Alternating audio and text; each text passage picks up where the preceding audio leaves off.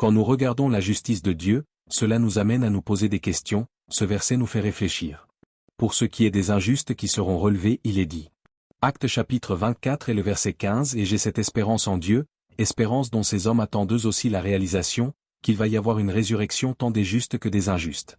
Nous comprenons bien que les injustes n'ont pas été soumis à la loi, et le fait qu'ils y soient relevés doit nous poser des questions. Parce que si les injustes qui sont morts sont relevés, pourquoi les injustes qui sont vivants devraient-ils mourir? De plus, les injustes sont injustes par rapport à la bonne nouvelle. Or, cette bonne nouvelle s'est arrêtée de prêcher après la mort des apôtres. Si bien que, à partir de ce moment-là, jusqu'à maintenant, le culte pur n'existait plus. Et on peut voir aujourd'hui qu'il n'y a que des fausses religions. Le prophète Zacharie nous parle de l'avenue de Jésus et nous montre quelque chose d'intéressant. Il dit, Zacharie chapitre 12 verset 10, « Je répandrai sur les descendants de David et sur les habitants de Jérusalem l'esprit de faveur et de supplication. Ils regarderont vers celui qu'ils ont transpercé, ils se lamenteront sur lui comme on se lamente sur un fils unique, et ils pleureront amèrement sa mort comme on pleure la mort d'un fils premier-né. » Les Israélites à ce moment-là étaient injustes, nous rappelons ici qu'il est parlé de la venue de Jésus, et Jésus les a quand même sauvés. Cela montre qu'il y aura miséricorde autant pour les morts injustes, que pour les vivants injustes. Il est encore dit à ce sujet.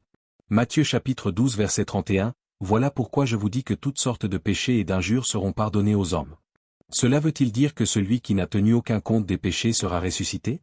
C'est ce que nous disent les Écritures. Nous comprenons pourquoi les Écritures nous disent cela. En fait, dans les nations, il n'y avait pas de connaissance. Et la connaissance est perdue après Jésus. Comme on nous le dit, 1 Corinthiens au chapitre 13 et le verset 8. Il n'y a qu'au moment où Jésus dirigera la terre qu'il exprimera toutes les règles et tout ce qu'il faut savoir pour vivre dans ce monde nouveau et à ce sujet, la Bible parle des nouveaux rouleaux. Tout cela montre que la bonne nouvelle était pour l'époque de Jésus. Mais qu'elle n'est pas pour la nôtre. Nous pouvons en suivre ses conseils et nous rapprocher de Dieu. Mais le plan de Dieu n'est pas par rapport à la bonne nouvelle. Les chrétiens ne sont plus sous la loi, elle a été clouée au poteau. Il ne reste que l'amour. Les justes ressuscités, les injustes vivants auront la même justice. Et c'est dans les bonnes conditions du monde nouveau, qu'ils feront leur preuve. Ne laissons pas les autres diriger notre foi, la Bible est là pour nous guider et nous dit les choses clairement.